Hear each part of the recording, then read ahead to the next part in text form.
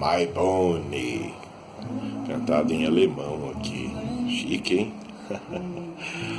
Olá, pessoal. Programa número 2, discografia dos Beatles. E eu prossigo aqui depois de um longo inverno, que ainda rola, evidentemente. Inverno meia boca brasileiro, né? Nem faz tanto frio. Eu volto com o segundo programa da série Discografia dos Beatles, com a ideia de pegar não necessariamente a discografia oficial dos Beatles apenas, vou falar dela também, obviamente, mas falar de todos os discos que foram lançados, oficial ou não oficialmente, que mostram a evolução da banda, desde 1960, com a gravação caseira dos Quarrymen at Home, que já não eram The Quarrymen, na verdade, mas é um disco pirata conhecido por esse título, né? E chegando agora nesse segundo, que é o The Beatles in Hamburg, com o Tony Sherry. E é um disco, assim, que na verdade foi montado posteriormente. Foi idealizado como um compacto simples do Tony Sheridan, que era um cantor inglês que imitava o Elvis Presley e que circulava lá pela Alemanha, amparado pelo maestro Bert Kaempfer, e apresentou aos Beatles na ocasião da primeira visita do grupo pela Alemanha em 1961, e para que os Beatles fizessem a base, acompanhassem o Tony Sheridan na gravação de My Bonnie, que foi a música escolhida para fazer parte deste compacto, né? Os Beatles gravaram algumas canções, não foram muitas não. Eles gravaram, vou até falar aqui as gravações das músicas, foram além de My Bonnie, que foi gravada com o Tony cantando em alemão, depois em inglês, The Sands, Why, Nobody's Child e Take Out Some Insurance on Me Baby. E gravaram duas músicas, aproveitaram lá o tempo de estúdio, gravaram Ain't She Sweet, com o John cantando, fazendo o vocal principal. Não era uma música Lennon e McCartney, claro, era uma versão. E Cry for a Shadow, uma música que é do George com o John, uma música que é bem assim uma cópia do som dos Shadows, né? Instrumental, com um solinho de guitarra. É interessante. Eles gravaram tudo isso nessa ocasião e o compacto foi lançado em 1961 ou 62 na Alemanha, mas assim, não fez muito sucesso, não foi uma coisa assim, foi bem local ali possivelmente.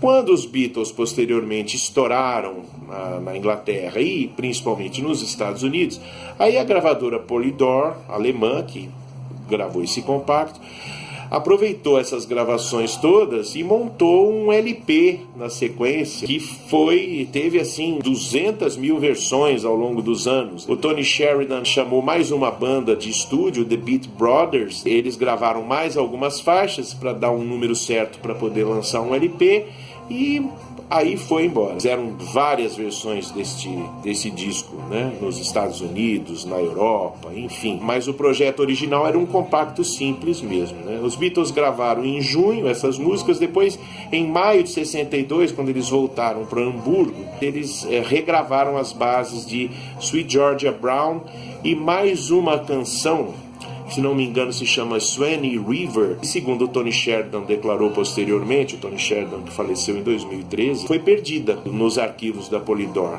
alemã e não se achou. Inclusive ele disse que os Beatles gravaram também Kansas City, Rock and Roll Music, com ele, Tony, no vocal, mas também foram músicas perdidas. Eu acho interessante esse álbum pelo seguinte, ele mostra a evolução do grupo. É a primeira gravação comercial que os Beatles participaram. Tem essa importância também, né? Os Beatles que na ocasião eles estavam com o Paul no contrabaixo já, o John na guitarra ritmo, claro, e o George no solo e o Pete Best na bateria. Você percebe que a banda ainda está bastante tímida, assim, embora eles já tivessem um ritmo legal, já tivessem uma sintonia bacana, assim, uma harmonia bacana ali, tocavam direitinho, tudo, mas você ainda percebe um grupo bastante tímido. Talvez porque o grosso dessas gravações tenha sido realizado antes da maratona que eles fizeram pelos palcos de Hamburgo e depois pelo Cavern, né, onde eles pegaram um gás mesmo, pegaram uma prática legal que foi fazendo com que eles melhorassem enquanto músicos. Mas é interessante, eu acho que é legal, você percebe já que uma banda ali em evolução, já tocando profissionalmente mesmo, apesar da timidez. Isso, gente. É um disco bacana para se ter na coleção, é um disco bacana para se ouvir de vez em quando. Eu adoro fazer aquela coisa assim, às vezes eu pego um disco dos Beatles, começo com aquele Quarrymen at Home, eu ouço um pouquinho, depois eu pego esse LP de Hamburgo, né? Depois o Decca Tapes, que a gente vai falar no próximo programa, o Star Club, né? Todos esses discos que de uma certa forma foram disponibilizados para os colecionadores, oficial ou não oficialmente, e que mostram a evolução do grupo, como eles foram se desenvolvendo antes de entrarem no estúdio e gravarem Please Please Me, né? E aí depois o resto é história e a gente vai falando disso na sequência. Então é isso, Beatles in Hamburg with Tony Sheridan. Como eu disse, o Tony Sheridan morreu em 2013, né? Aos 72 anos de idade. E é isso, gente. Sugestões, por favor, façam aqui nos comentários, inscrevam-se no meu canal, né? E visitem a ginger3003.mercadoshops.com.br. Eu vendo CDs, LPs, livros de tudo quanto é artista, mas minha especialidade são os Beatles, tá? Então, Beatles é comigo mesmo. Sugestões, críticas, elogios, enfim, fiquem à vontade. Aí no meu canal é só vocês se comunicarem. Valeu, pessoal. Grande abraço.